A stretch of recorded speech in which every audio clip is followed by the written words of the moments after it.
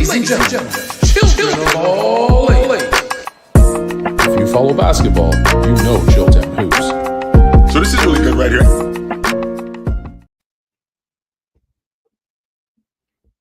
Yo, good evening, ladies and gentlemen, boys and girls all over the world. Y'all know what time it is when you see me. It is Chilltown Hoops. You know where to find me. If I'm not here, I'm on TikTok every morning, 9 a.m. If I'm not there, I'm on a panel Monday to Friday from 11 to 2, 11 a.m. to 2 p.m. If I'm not there, you can find me right here. And if I'm not here, weekends, Saturdays, 12 o'clock Eastern, me and my man Big Ox, we get to it. It's called Chill with Chill. It's on the Players Choice Network. I'm on a panel from 11 to 2 on the Players Choice Network, also on YouTube. But let's get to some pressing business, right?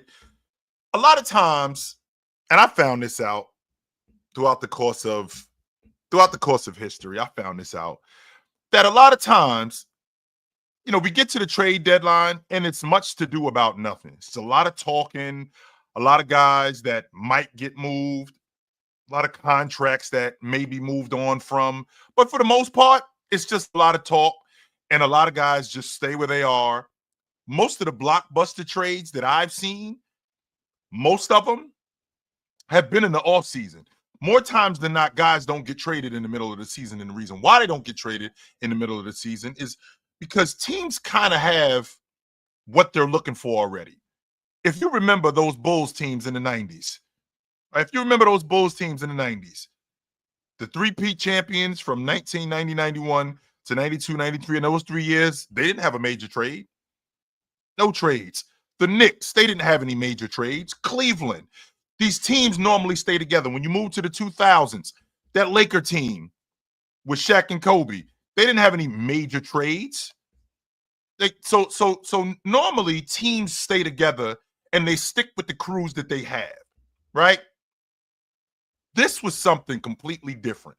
And what I want to preference is I want to make sure that we're clear that stuff like this trade between Dallas and the Lakers, it does not happen overnight. No, it is not. It is not something where they just called Dallas up and said, yo, are you interested in trading Luka? No. Now, sometimes blockbuster trades happen and they turn out to be a big deal. But more times than not, these blockbuster trades, they happen over the course of time. We just see it when it's happening. No. I equate it to, I know I usually use my chick analogy. And the reason why I use my chick analogy, because with my chick analogy, more times than not, I'm right with it. So it's like it's most of the time it's like with a chick. I found out that one in every, if you talk to 3 girls, right? If you talk to 3 girls, 1 in every 3 of those girls is down. They with it. You'd be surprised how far you get if you just ask. If you just ask. Now, you might not get it right then and there. Keep talking, though. Keep talking. Let me check your temperature. See how you feel about this whole thing, right? Keep talking. See what's really good with you. And if you do that, right? You do that, that turns into how you feel. It starts with how you feel about them. It goes from how you feel about them to would you be interested in moving them? It goes from would you be interested in moving them to hey, listen, we got to make sure that we stay quiet about this, right? We before we do anything, right?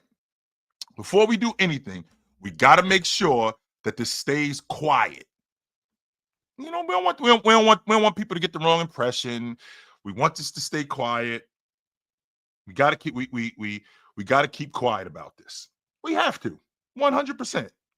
Just we got to keep quiet. But you'd be surprised how far you get if you just ask. Hi, Kenny. If you just ask, what's the worst that can happen? She says no. There's a flip side to that. She might not say yes right then and there, but she listening. Now you turn it on. Same logic with Rob Pelinka and Nico Harrison. Hey, how you feeling about Luka these days? What's the story with Luka? I mean, what's going on? Well, you know, I mean, he's good. He's good. He's been great as a passer. He's been this, he's been that. But when you hear the but, okay, let's play on that a little bit, right? But what?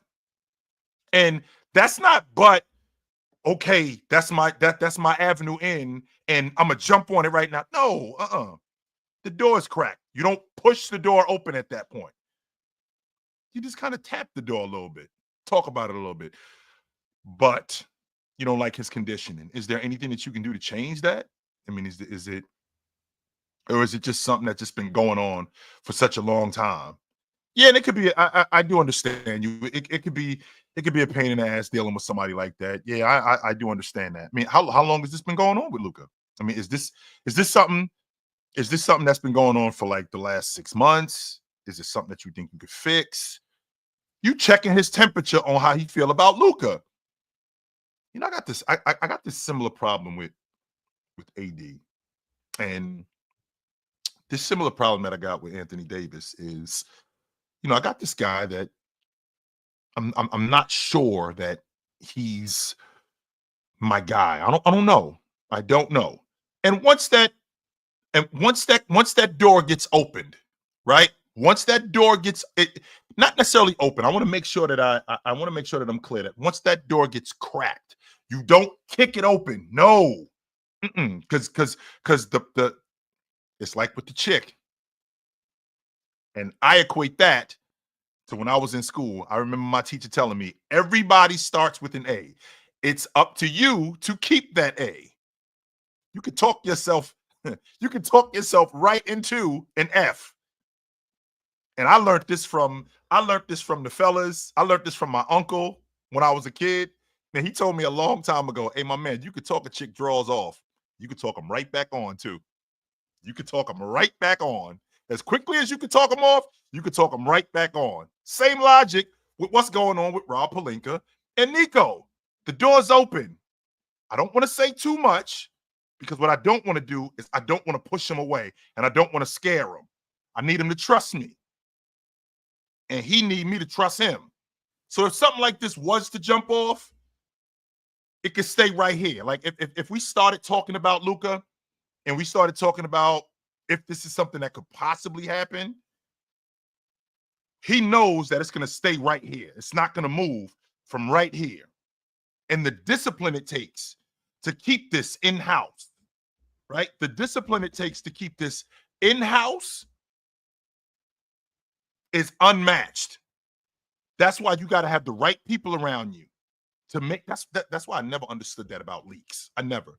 If you really wanted something to stay in-house, it could stay in-house. You have to have the right people around you to make sure that it stayed in-house, though. You can't have the wrong people around you, because you know people around you that don't know how to shut the hell up. You know them. And you know what to tell them and what not to tell them. And if Luka is on the table, if Luka is possibly on the table, you don't go blabbing. Again, it goes back to the chick analogy. I don't go running. I got a couple of friends that don't know how to shut the hell up about things. But I do got one or two of my guys that I talk to, that if I go to him and go, yo, guess who I was hanging out with? That's going to stay right here between me and him. It's not moving. It's not going to go anywhere. It's going to stay right here between me and, because I know that if it got out, it's going to be a problem. I 100% know that. So I think that Nico, I think he knew exactly what he wanted. I think he knew exactly how to go about it. And it worked. It 100% worked. Now, I think there's something that we haven't talked about with this. And, you know, I've heard this in the past from people. They tell me stuff like, you know, why not keep all of your avenues open? Why not keep all of your possibilities open? My man Mars hit me with an analogy, and I love analogies, by the way. My man Mars hit me with an analogy, which I'm going to use this. This is my analogy. And it's about a kid in a candy store. You tell a kid before he goes in the candy store that he can have whatever candy he wants. The kid goes into the candy store, and after seeing all the candy, he leaves out with nothing. But if you tell him that he can have something specific, he'll know exactly what he wants. He'll know exactly what it is that he wants. And I feel like Nico, he did not let this get out because why? I don't want this to become a media circus. I don't want Luka finding out about this. I don't want Jason Kidd finding out about this. I know exactly what I want, and I don't want to blow that. I don't. Because if I blow that, I completely wreck this whole thing. I wreck this whole thing.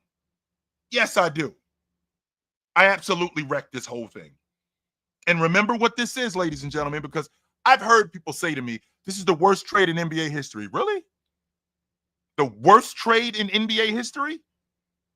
I've been around for a little while. And as you know, I do my homework on things. I've done my homework on plenty of things. And with me doing my homework on things, I know about a trade or two. And there was a time when, as a free agent in the NBA, you couldn't just walk out the front door. No, that's not the way that works. A team had to be compensated. They had to be. So a lot of you guys wonder, I'm pretty sure, how the hell the Lakers get Magic? How the hell the Lakers get James Worthy? Well, just so you guys know, in the 1977 season, I want to make sure that I give this to you correctly. I don't know why I'm drawing a blank on his name. He used to wear number 25 for the Lakers, and he ended up getting traded to the New Orleans Jazz at the time. He ran with Jerry West. Yeah, he used to run with Jerry West in the backcourt. He was damn good too.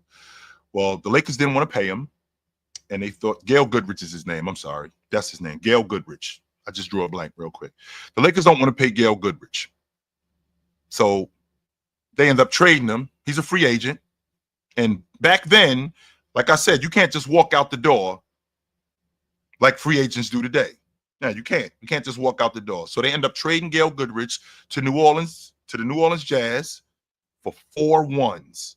And the reason why New Orleans ain't really tripping on this, because, we got Pistol Pete. Pistol and Gail Goodrich, this is going to work. Well, it doesn't work. I think they played a combined 54 games together. With those 4 first-round picks that they gave up for Gail Goodrich, one of them turned into Magic Johnson. Just so we clear. Just so we clear. So I want you to fast forward to the year that they drafted Magic. Well, I know that you guys always wonder how you can only have a certain amount of first-round picks. Well, that's because the owner of the Cleveland Cavaliers, he was just giving draft picks away. You want my draft pick? You can have it. You want mine? You can have it. How about you? You want mine? You can have it. He was what we call the whore of draft picks. And he ends up trading Don Hudson to the Lakers for a bunch of first-round picks. A bunch of them. And, this is going to work. Ended up giving them a bunch of future first-round picks. It's not like it was the next year. It was future first-round picks. So he ends up trading all of these first-round picks. Well, 2 years later, right? 2 years later, of those first-round picks that he ends up trading, one of them becomes James Worthy. That's how the Lakers get James Worthy. Well, fast forward to the next year, the very next year, the San Diego Clippers got the number 3 pick in the draft. The San Diego Clippers got the number 3 pick in the draft. Well, the Lakers, being who the Lakers are, they pick up the telephone. Hey, how you feel about Byron? I mean, I'm not Byron. How you feel about Norm Nixon? You like him? Yeah? You do? How about you hand over that number 3 pick and I'll give you Norm? How you feeling about that? Okay, yeah, we'll do that. That number 3 pick turned into Byron Scott. It could have turned into Clyde Drexler, by the way, but it turned into Byron Scott. So ultimately, James Worthy, Magic, and Byron Scott were traded for Gail Goodrich, Don Hudson, and Norm Nixon. You want to talk about worst trades in NBA history? Are you serious right now? Give me a break. Give me a break. So, I mean, there have been worse trades than what we're talking about right now. On top of that, we don't even know, right? We don't even know how serious. We don't even know what the implications of this is, because I already know why Dallas is doing this. Dallas is doing it, one, for the bread. I get to pay Anthony Davis half of what I was going to pay Luka, more than half of what I was going to pay Luka. Because remember what a contract extension is, guys. I don't want to talk to you like you're idiots. No, I don't want to do that. But I just want to make sure that we're clear on what a contract extension is. A contract extension is an extension of your existing contract. So I got a contract with you, and in the process of me having a contract with you, you want to extend me. You want this thing to keep going, right? You want to extend me, and you want this thing to keep going. So I got another year left on this deal, right? So in addition to this year, I got another year left on this deal. So when this deal is over, you want to extend me 3 more years after this deal is over. This deal doesn't get ripped up. No, I still got to keep rolling, right? I still got to keep rolling under the current deal. And once that current deal is up, then I get a raise. Well, Luka's still got another year left on this deal after this year. He's got this year, then he's got next year. These 2 years, the 24-25 and the 25-26 season, those 2 years equal over $80 million. Over $80 million that they owe him. Now what you want Dallas to do, you want Dallas to compound that, because he's eligible for the Supermax at that point. So after those 2 years, Luka is 27 years old, and you want them to put another $354 million on Luka deal. Considering the nonsense that we hear about Luka today, however true it is, doesn't make a difference. Why do I say that? Because I think Nico looked at what was going on with Luka, and he said, we ain't winning it with him. That's the only way you can make this trade. We ain't winning it with him. Because when you're dealing with teams, there's always, not sometimes or most times, there's always a cap with teams. Now, the question that needs to be answered is, are you prepared to pull a trigger? Golden State Warriors had this issue in 22. When the Golden State Warriors won the NBA championship in 22, instead of going, that's it, okay, this is the time to capitalize on these assets that we still have, that we can get something for, and we can still stay competitive and move forward. Nah, you know what they did? They looked at this and go, yo, we can win it again. No, you can't. That was it. That was it with that group. In 21, with that Atlanta Hawks team that went to the East Finals, that was it. That was it with that group. In 2019, with that Trailblazer team that got swept by the Warriors in the West Finals, that was it. That's the cap, and that's the opportunity to move off this team and upgrade. But instead, they stuck with him. Now, Nico is looking, the general manager for the Dallas Mavericks is looking at this group and going, we can't win the NBA championship with him. With all of this stuff that's going on with him, I don't think we can win the NBA championship with him. With Anthony Davis, I'm going to construct this unit differently. I'm going to have more of a 2000. What this team gives me is a 2007, 2008 Boston Celtic vibe, where Anthony Davis, he's Garnett. Anthony Davis is Garnett. Irv is Paul Pierce. Klay Thompson, that's Ray Allen. And then you put the other pieces around him. And we got a 3-year window to make this work. We got 3 years. Anthony Davis will be 32 years old. I still got some years left in him. I still got some years left. Some good years. Very much like what happened when you got Garnett. Still has some good years left. So I think we got 3 years. This is a win-win for both of these guys. Because now Rob looks at Luka, I can fix this. I can fix this narrative. I can fix the conditioning. I can fix the effort. I can fix all of this. And I got my franchise player for the next 8 years, for the next 6 years. I can fix this. And if I don't, I'm still getting a first-team All-Pro. who's still damn good. At the very least, what am I getting? At the very least, I'm getting a 5-time first-team All-Pro. At the very least, even if I only get this effort from Luka, this level of play from Luka, which I don't think is all I'm going to get. I think I'm going to get some more years out of him. But even if, let's just say for the sake of argument, I only got 3 more years of this. I'm still getting 3 to 5 more years of first-team All-NBA production. I'll take that. And Nico is looking at Anthony Davis going, all right, I got 3 years. I got an elite big who is a defender, elite big who is an elite defender. I got a long ball shooter in Klay Thompson, and I got a bucket getter in Kyrie Irving. I can make this work. Yeah, I can make this work. 100% I can make this work. Now, immediately when people see this, what's their first inclination? How do you trade a 25-year-old? Well, here's the difference. You trade a 25-year-old because you're looking down the line. That's how you trade a 25-year-old. And yes, I did play in Ireland. You trade a 25-year-old because you're looking down the line. Yes. You're looking down the line 5 years from now, and you in the middle of you're in year 3 of a 5-year deal at $354 million, which is close to $70 million a season. And the issues that you had with him, they're getting worse. Because a wise man once told me, man, once you marry her, she might put her feet up, she might get fat. You know, the stuff that she used to do, she ain't doing that no more. She don't cook like she used to. Y'all don't really hang out like y'all used to. Because now you done married her.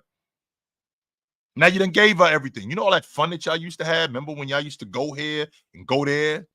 Remember all the wild stuff y'all used to do? Yeah, you ain't doing it as much because you wifed her. But Nico is looking at Anthony Davis going, okay, he's a little older. With him being a little bit older, I could still get some of that back that I used to have. I could get some of that back, possibly. And in 3 years, how does this look? I'll do it. Yes, I'll do it. 100% I'll do it.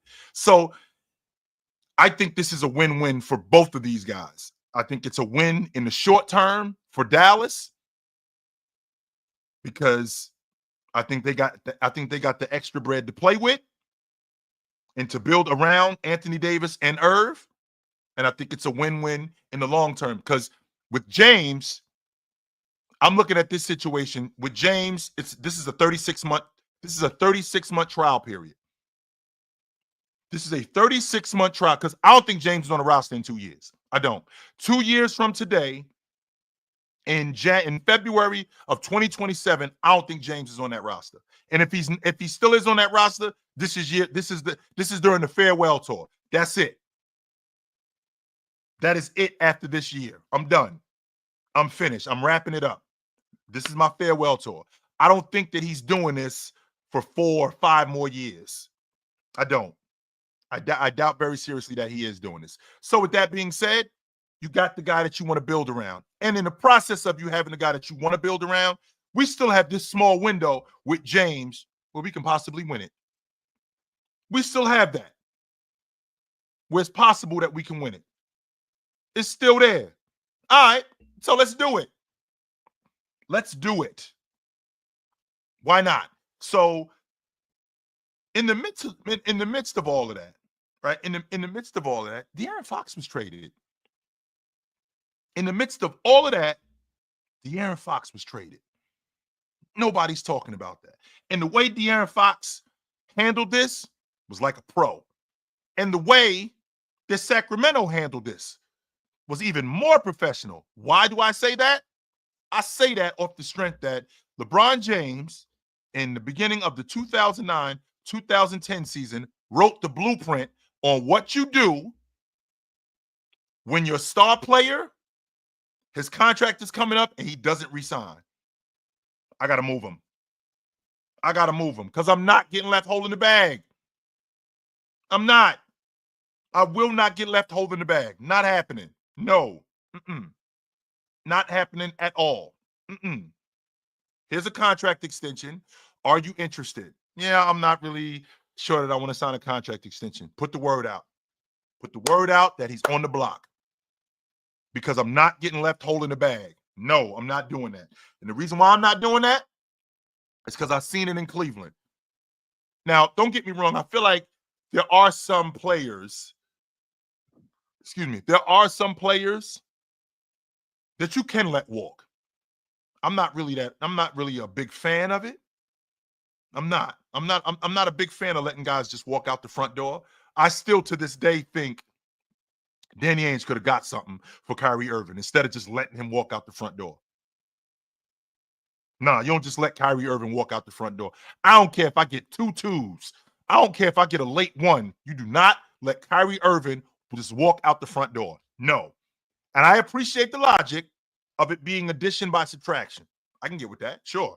I can definitely get with that. Off the strength that sometimes getting rid of somebody is better than keeping them around. In this situation with De'Aaron Fox, man, I'm not letting him walk out the front door. One, he's a pro. He showed up to work every day. He did his job. This unit was built specifically around him. Specifically, it was built around him. What up, Rich? It was specifically built around him. Now, I'm not particularly a fan of blowing up units, especially when you have an integral piece that's still there that we can build around and go a different direction in. We still have this. And I think that they still have that in Sabonis. There are units where if you lose this, we got to blow it up. When James left in 18, we got to blow this up. We got to start over. Yep, we have to start over. And they did. And that's why I say we're not going to know about this trade between Dallas and the Lakers until later on, because a lot of these trades, we don't get the implications of them until later. I can give you a prime example. In 2018, Danny Ainge, being the shrewd businessman that he is, finds out that Cleveland is shopping Kyrie Irving, right? Finds out that Cleveland is shopping Kyrie Irving. So what does he do? He picks up the telephone to check their temperature. Hey, what's going on with Irv? How I feel about him? He picks up the telephone and checks their temperature on him. How y'all feel about him? What's going on? Kyrie Irving ends up getting moved from Boston to Cleveland. I'm sorry, from Cleveland to Boston. He ends up getting moved. In the process of him getting moved, they get Isaiah Thomas. And they get a number one, they get a first-round pick, one of Danny Ainge's first-round picks. That first-round pick turned into Colin Sexton.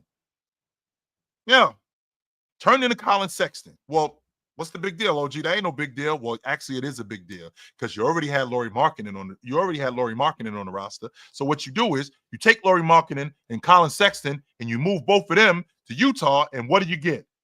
Hi, Donovan Mitchell. How you doing? Welcome to Cleveland. So you never really know how these trades work, right? You never know how these trades work until later on. And what's going on with Cleveland right now?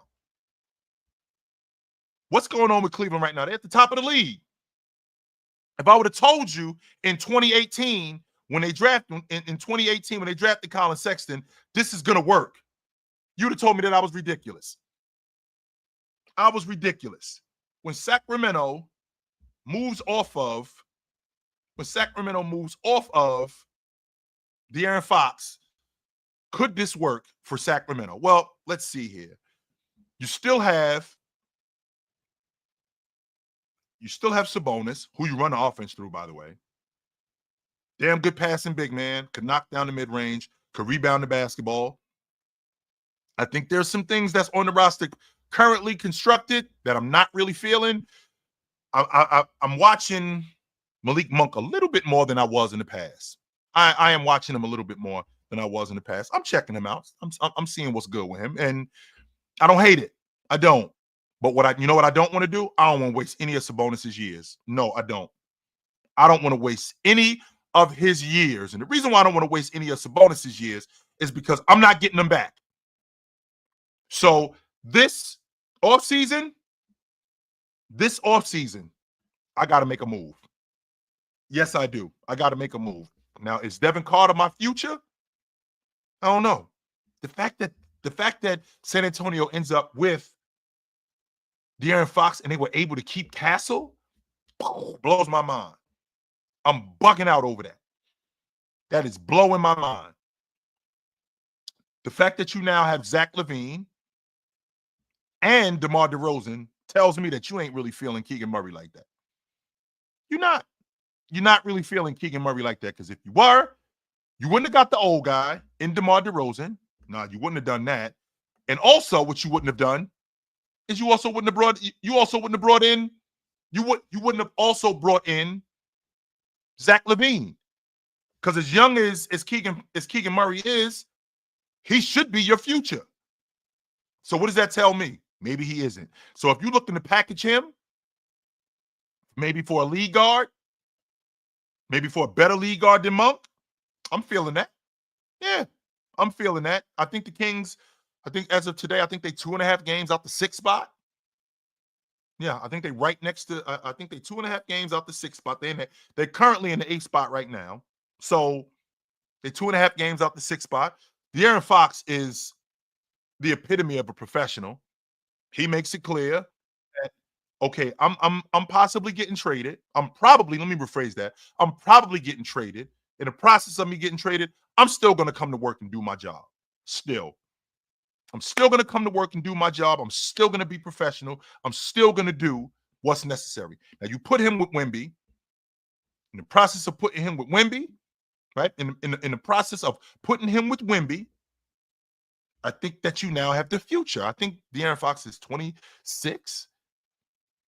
I got it. I have at least, because De'Aaron Fox is not an injury-prone guard, right? De'Aaron Fox is not an injury-prone guard. So I feel like I got at minimum 5 years with him, right? I feel like I got at minimum 5 years with him.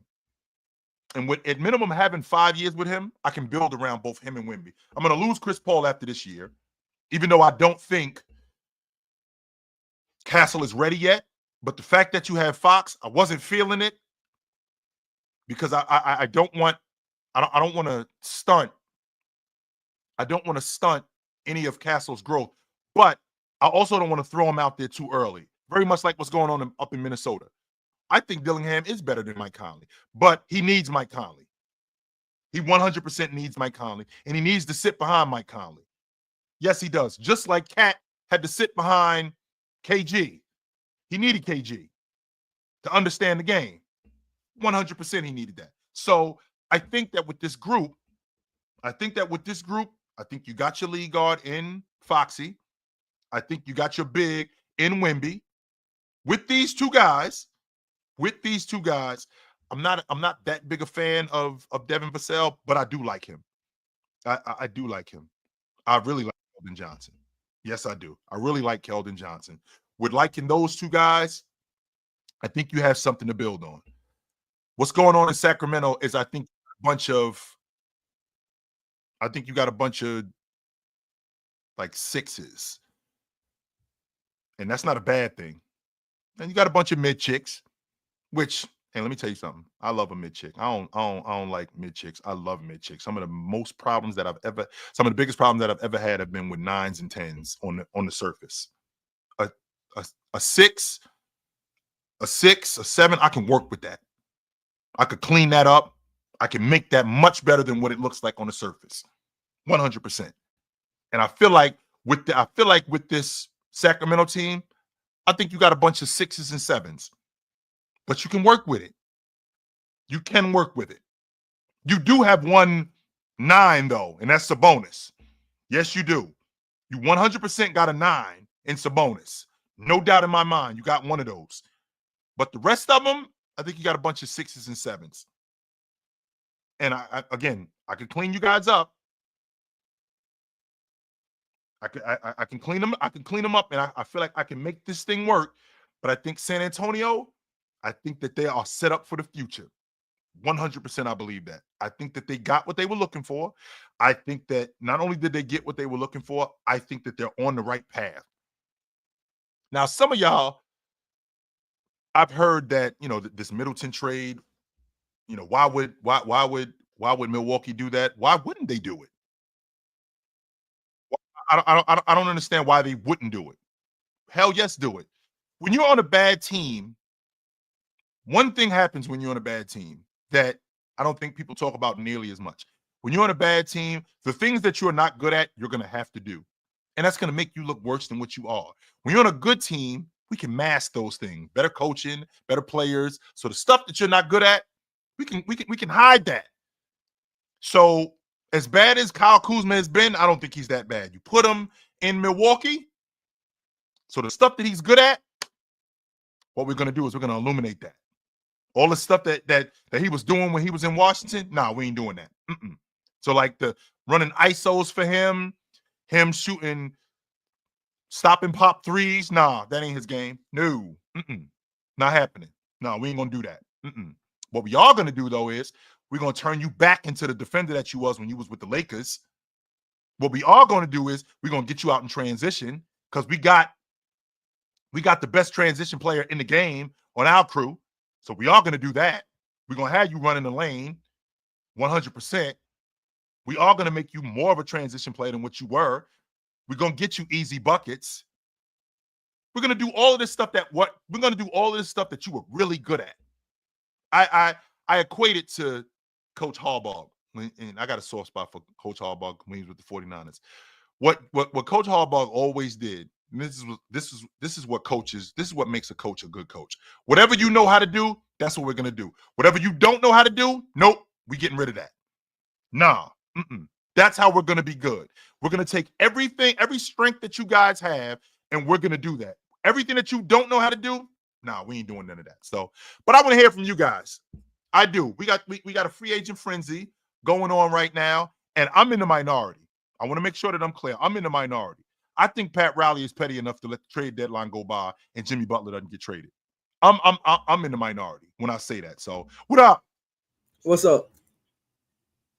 I just want to ask. How do you think like Chris Middleton gonna like help the Wizards? Like, you think they're gonna benefit anything from that? No. It's the same with Malcolm Brogdon. Like, okay, you got a vet on the crew, sure, but I can tell you what's not going to happen. He ain't going nowhere. He's got the rest of this season, and then he's got his player option next year of like $34 million. You got Chris Middleton making that kind of bread again? No, I asked one of my friends about this too. They said they think he's probably gonna retire. And hell no, he ain't going nowhere. Hell no, he ain't going. He ain't leaving none of that money on the table. Nope, he will be to work tomorrow.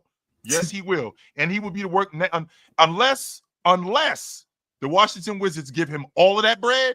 He will be to work. He is not retiring. Because he ain't gonna see that money again. And remember who we talking about, Aiden? We talking about Chris Middleton. Is Chris Middleton a legacy player? Like, are we talking about him with the all-time greats?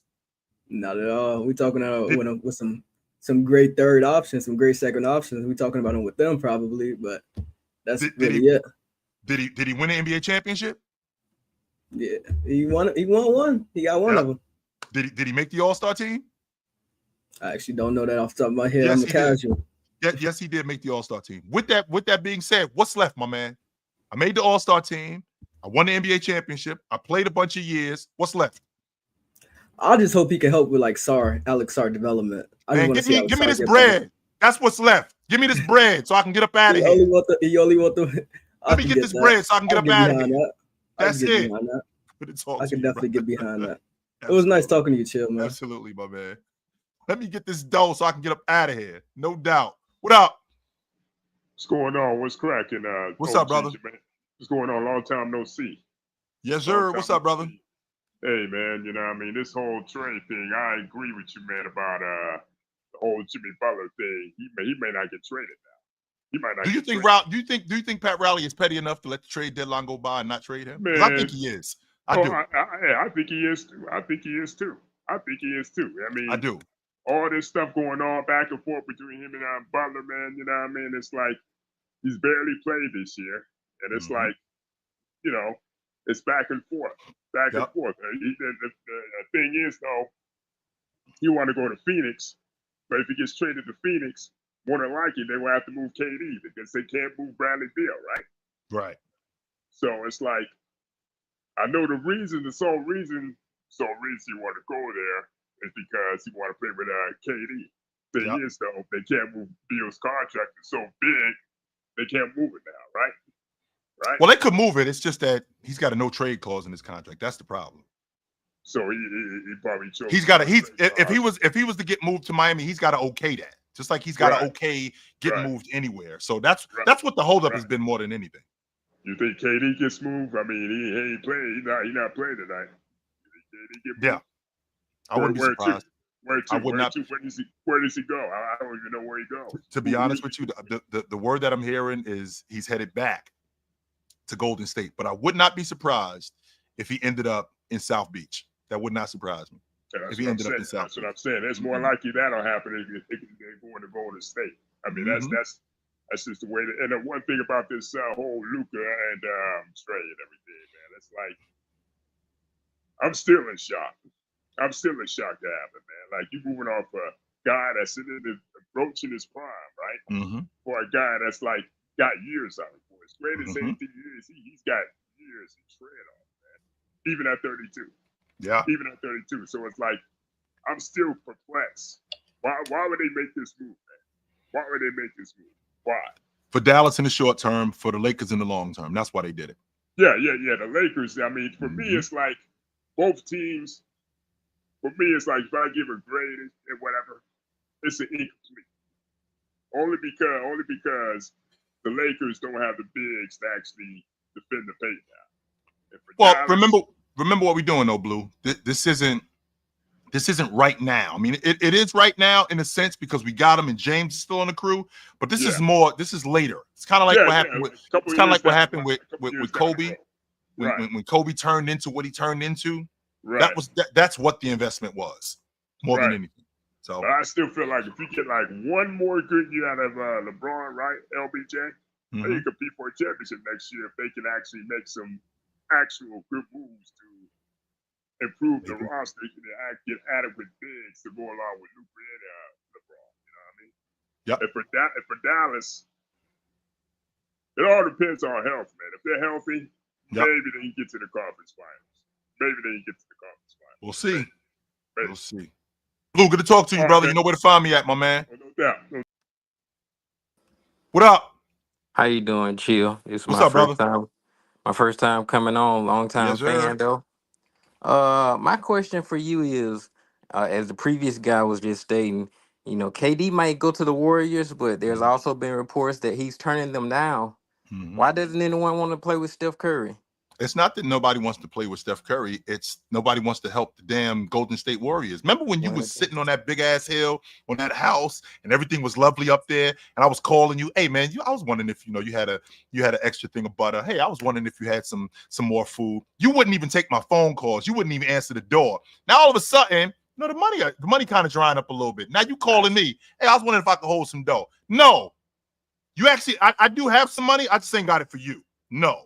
That's why it ain't got nothing to do with Steph Curry. It's about teams just telling the Warriors, all of them years that you dudes was living high on the hog and we needed help, you wouldn't help us. Well, man, how the tide has turned. How about that? As you would say, it's that pretty girl. She's aging a little bit, huh? So, well, she aging, but she aging ugly though. That's the thing. Like she ain't aging gracefully. She aging ugly. And now the dude that she ended up with, he done dumped her ass. But when she was with him, everything was lovely. I wasn't really that fresh. Now I'm back to being fresh again. Now here come my phone ringing. Hey, I was wondering if you wanted to hang out. I do want to hang out. Not with you, though. No, not with you. Absolutely not. I'm good. I got you, brother. Good talking to you, man. It's good to talk to you, my man.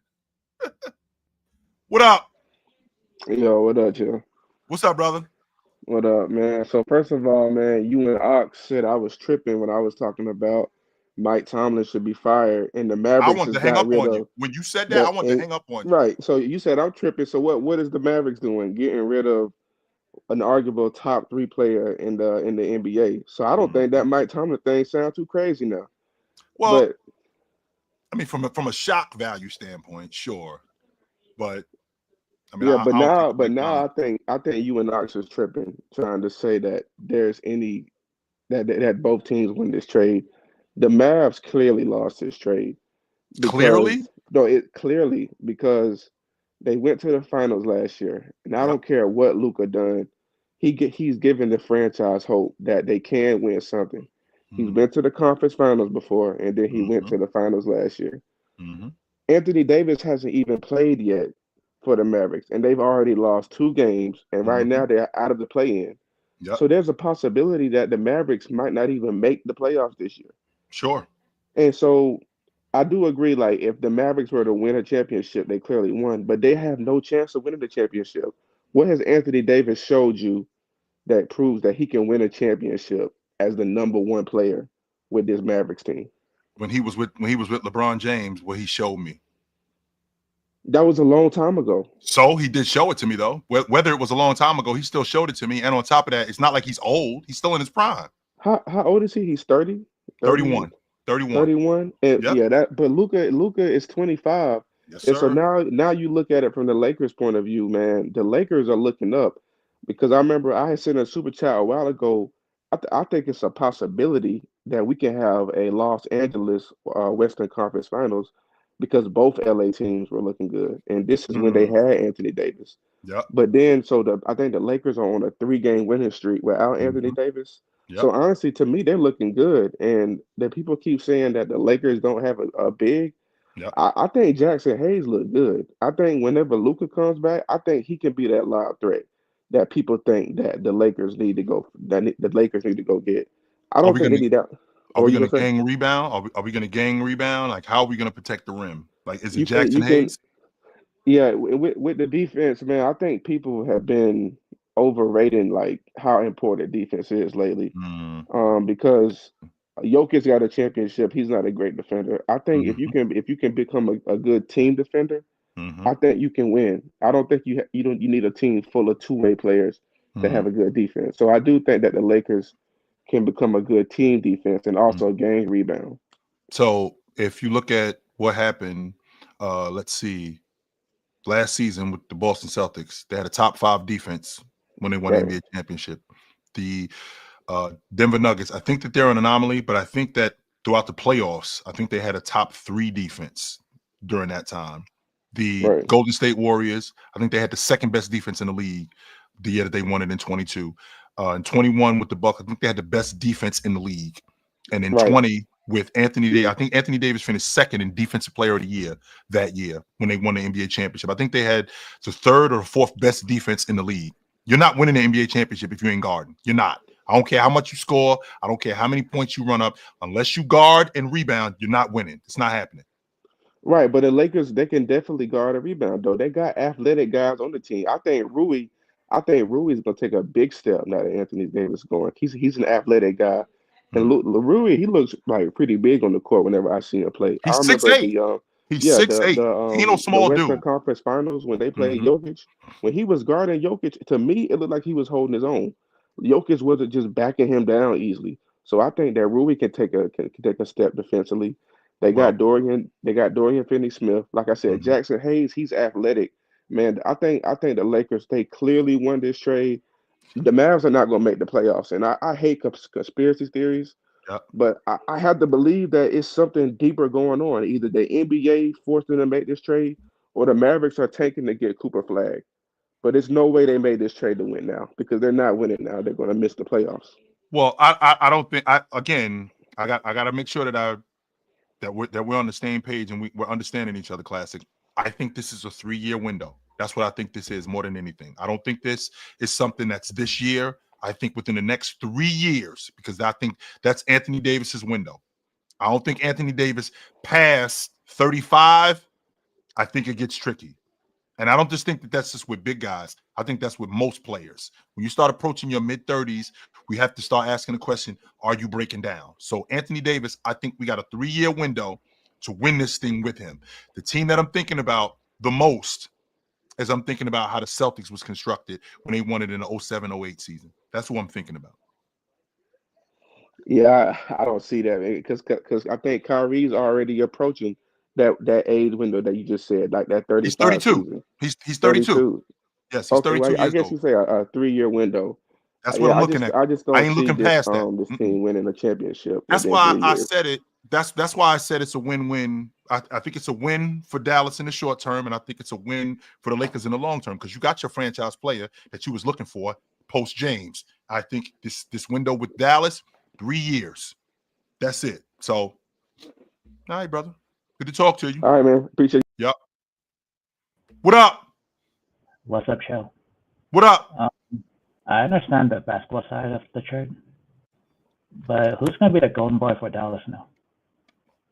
The golden boy for Dallas? Yeah, the city I don't think Dallas. I don't think we met him yet. I don't think we met. I don't think we met the Luka Doncic, or it's very much like what was I brought up the 07-08 Celtics. It's very much like that team. Like when they got Garnett, when they got Paul Pierce, when they got Ray Allen, they had Rondo. So that team, there was a 3-year window in order for them to win it, and within that 3 years, they won it. Then they moved on from Garnett. They moved on from Paul Pierce, and then years later, we met Jason Tatum, right? We met Jaylen Brown. But within them 3 years, that was the guy. Now I can appreciate how you feel about Luka, because again, I mean, how many five-time first team all pros do we have in a row? How many guys who we got doing that? But I think more than anything, I think Harrison looked at Luka and said, we ain't winning it with him. That's why he moved off of him. I don't think he can win it with him. And I don't think, to your point, when we talk about business, I don't think he saw the money that he was going to have to pay him. It just didn't make sense over the next 6-7 years. It just didn't make sense to him. So they're just going to... They're going to try to win it within these next 3 years. And then, and after that, then we'll build something else. But within these next 3 years, that's the window. And he didn't think that he can win it with Luka. Okay. So let's deal with the short term. We still have the pieces here to win it in the short term, which, you know, on one level, I can appreciate the logic that, you know, you don't trade Luka and, you know, you bring somebody else in to complement Luka. I can appreciate I understand the basketball side of it, but it's just I don't get the business side of it. I just think he looked at Luka and said, we're not winning it with him. We're not winning it with him, so I got to come off of him. So, okay. All right, brother. Good to talk to you. You. Yep. What up? How's it going, Joe? Yo. Hey, so did you see Valanciunas got moved? I did see that Valanciunas got moved. That move was to keep him away from the Lakers. That's all that was. That was nothing more. Yeah, that was just to keep him away from the Lakers. They don't need him. They got a 5-man already. I mean, yeah, that's what I was going to ask you about. Like, yeah, they don't need him. He's just going to come off the bench for Sabonis. No, that's a start. Valanciunas is a starter. Yeah. Valanciunas is a starting 5-man on a playoff team, and he's not that old. Yeah. He's still got some years left. He is not a backup. No, they did that to keep him away from the Lakers. That's what that was for. Well, so you think they're going to run both of them at the same time? Sabonis and Valanciunas? That's what I was more asking. Like, what does the lineup look like with that? Well, I think he plays. I think Valanciunas. Well, he's better than Alex Len. So the backup 5-man that they already got. I mean, I think he's better than him. So the lineup that they currently are run, you got Monk at the 1, you got DeRozan at the 2. You'll put Zach LaVine at the 3. Keegan Murray at 6'8". You'll play him at the 4, and you'll play Sabonis at the 5. And then Valanciunas will play behind Sabonis. And Ellis will play behind Ellis, Valanciunas, Alex Len. These are the guys that I'm thinking about. Huh. Yeah, I laughed when I saw the trade because it's one of those people that you would say, like, call up the phone and ask for him, like Robert Williams. So it's another one down that the Lakers can't get. So we'll see what they do. But yes, sir. Nice talking to you, Joe. All right, brother. Good to talk to you. And again, guys, when you're talking about the trade deadline, more times than not, and I'm not saying every time, right? I'm not saying every time, but I'm saying more times than not, there's not a lot going on at the trade deadline. Most of the blockbuster trades that we see, right? Most of the blockbuster trades that we see are in the summertime. Like, when did Cat get moved? Cat got moved like right before training camp. When did Drew Holiday get moved? Drew Holiday got moved right before training camp. It's in the offseason. Most of the blockbuster trades. When did Shaq get moved? Shaq got traded in the summer. Right? So more times than not, you know, you don't really see big time moves in the middle of the season, man. Gasol got traded to the Lakers mid-season. Okay, I could get with that. Sure. But for the most part, a lot of these trades that I've seen are teams that it happens in the offseason. And I don't blame them. I don't. And I think a lot of that has to do with why these teams are the way that they are. I already got my crew. My team is presently constructed a certain way where and a lot of these guys don't ask out in the middle of the season. I mean, KD got traded. I think Irv got traded at the end of the season. Or no, he got traded in the middle of the season too. Yeah. Irv got traded in the middle of the season too. But for the most part, I mean, as of late, we've had some blockbuster trades in the middle of the season.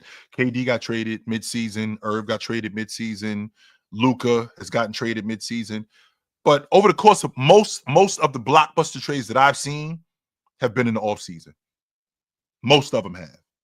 And I mean, like I said, I have seen other blockbuster trades that have been made in the middle of the season. I mean, Drexler got traded in the middle of the season. That happened. I think Barkley got traded in the offseason, though. Barkley didn't get traded mid-season. He got traded in the offseason. Like I said, Shaq got traded in the summer. Kevin Garnett, he got traded in the summer. I think Chris Paul got traded in the summer. Yeah, I think Chris Paul got traded to the Clippers in the summer. So a lot of the blockbuster trades that we have been trades where, again, guys get moved in the offseason. And I don't hate it. I really don't. I don't hate it at all. I think it's a good thing. I think that teams more times than not already have their guys. And with teams having their guy, they don't want to they don't want to mess with that. So I got a super chat from the baller shot caller. He says, Chill, do you believe the conspiracies of the Mavs moving to Vegas? No, I don't. And the reason why I don't is because the integrity of the game would be compromised. We don't want that. That's the last thing that Adam Silver wants. You think Adam Silver wants an owner moving the team to Vegas and building them on a compound and being involved with gambling? Hell no, he don't want that. No, he does not want that. That's a PR nightmare. Yeah, it would generate a lot of bread, but the conspiracy theory would be, he's a part of gaming. He's a part of betting. And if you're a part of all of that stuff, that's not something that you can shake. That's something that it's going to be attached to you. And if it's going to be attached to you, man, that's something that you can't shake. I don't want that. I do not want that. Hell no, do I want that. On any level, do I want that? So, no, I don't think that there's any truth to it. I do think it is a conspiracy, but I don't think that there's any truth to it that it's going to happen. No, I don't. Because again, when you talk about the integrity of the sport, if you got an owner that owns a casino that deals with sports betting, hell no, I don't. What does that say about the kind of program that I'm running? What kind of what kind of program am I running if that's the case? And on top of that, would the people in Dallas let that happen? Even though I don't think that there is really much that they could do if that was to happen. But would they allow that? If I'm being honest, I watched Seattle get their team taken from them. What up, Spider? What up, Hood? I watched Seattle get their team stolen from them. Yes, I did. And it was pretty wild. So it's about that time for me, but I did see something that was really interesting, and it was this. And that was Marcus Jordan getting arrested. Like, you know how wild you got to be to drive your car on the train tracks and say that, yo, I just went the wrong way. Now, let's be clear about one thing. I don't think this has anything to do with Jordan. Nothing to do with him on any level. His son is 34 years old. He is not a kid. That's a grown-up, right? That is a grown-up. He has nothing to do with what this guy is doing. That's a grown man. Now, does he have a problem? He probably does. And it's something that needs to get fixed. So hopefully he gets some help. Hopefully he fixes this, but this ain't got nothing to do with Jordan. I think Jordan did a great job in doing what he could to raise those kids. This ain't got nothing to do with Michael Jordan. Zero. So it's about that time for me, guys. It was good to see you tonight. You know where to find me. If I'm not here, I'm on TikTok every morning, 9 a.m., Monday to Friday. If I'm not there, you can find me right here on Chilltown Hoops. On Tuesday nights, I do this with me and my man Tony Tone on Chilltown Hoops Network and the Sports Fluent Network. If I'm not here, you can find me with me and my man Big Ox on Saturdays on the Players Choice Network, where we do Chill with Chill. And if you can't find me there, weekdays from 11 to 2 on the Players Choice Network, I do the panel. So I'm not hard to find, guys. It was good to see you guys tonight. I will see you guys soon. Until then, put on a suit, drink water, don't drink and drive. Hey, man, call your mother. When last time you talked to your mother? Call your mother. I will talk to you guys soon. But until then, take it light. Take it. Absolutely, man. It was good to see you guys tonight.